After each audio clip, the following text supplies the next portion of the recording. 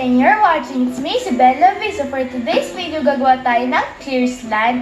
Pero this time, madaming glue yung gagamitin natin. And later, lalagyan natin siya ng pigment. Tas siguro, yung kasya dito, tas lalagay ko sa taas, tas ipopoke ko. So mamaya na yan. So ang gagawin muna natin is lalagay muna natin yung mga clear glue sa bowl.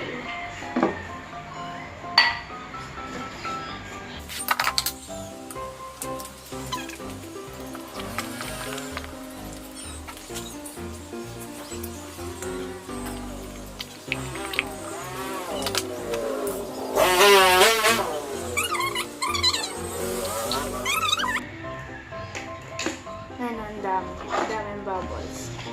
Ngayon, lalagyan na natin siya agad ng activator.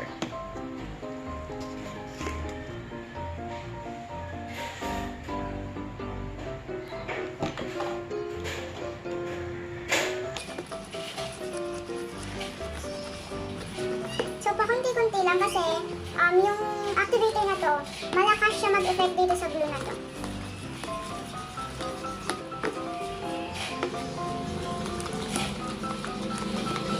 Kasi sa glue na Elmer's, kahit medyo madami ilagay mo, hindi siya yung mag-overactivate agad.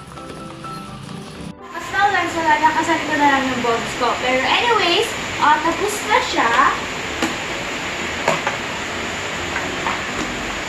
And sobrang lambot niya. Na sobrang stretchy din niya.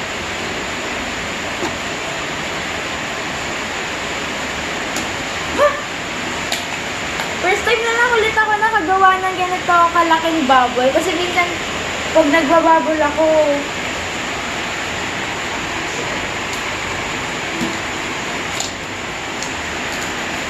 hindi nyo na siguro maririnig yung bubble pops niya kasi dahil nga sa ulan and si Kali natatakot. So, lalagay ko siya sa container and mag-wait tayo for 2 hours. Pero, so, lalagay na natin siya dito. Kasi flatten ko lang. Tapos, itatakpan ko lang siya ng plastic.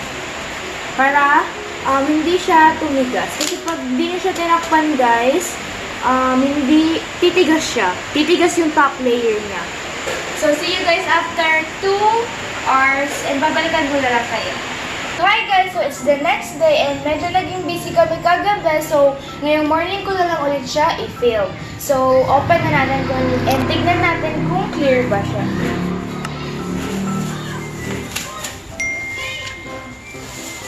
So, medyo naging clear naman siya compared sa kahapon. So, now ang gagawin natin is lalagyan natin siya ng blue metallic powder.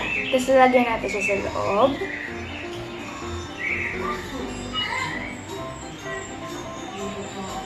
Kahit sa gitna lang natin ilagay kasi gagamitin natin siya ng makeup brush.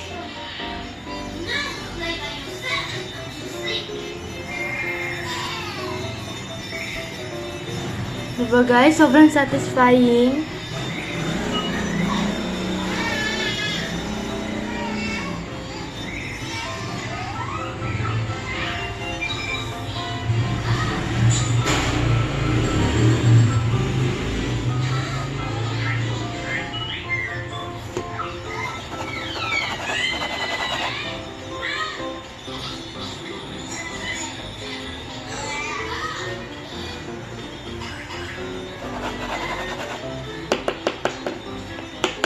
Now, the best part, i-poke natin. Tingnan nyo guys yung ilalim.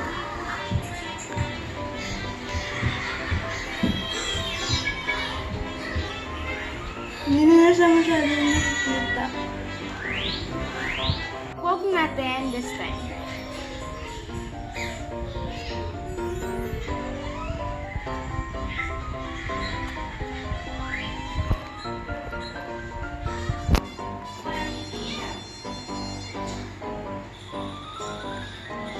So, sobrang ganda niya and sobrang satisfying. At tignan nyo guys yung dito.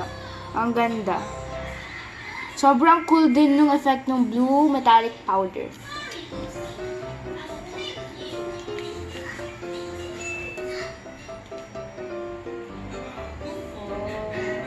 siya dito.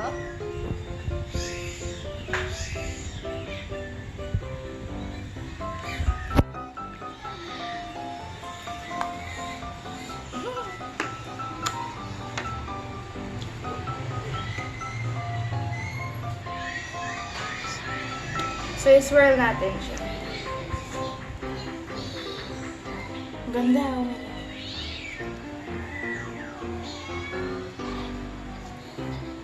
Wow!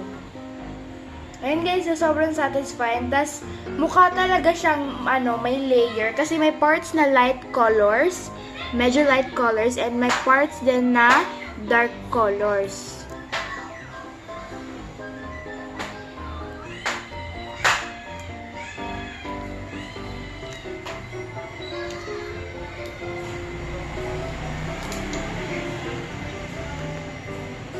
So, let's try to make bubble. Kasi kahapon na-satisfied ako nung hindi pa siya color blue.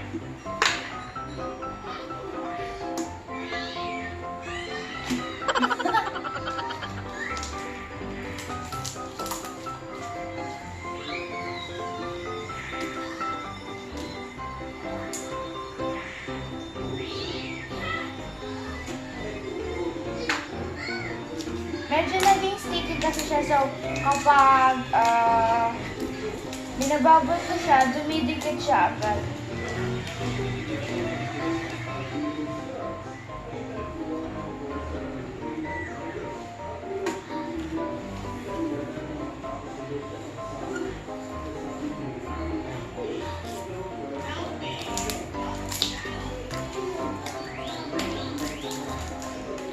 So guys, that's the end of the video. And sobrang cool and satisfying nung nagawa ko blue metallic clear slime. And guys, PM nyo lang ako sa FB ko na Isabella Ignacio sa mga gusto nyong gawin kong mga challenges, mga slime videos. So yun, that's the end of the video. See you on the next vlog. Bye!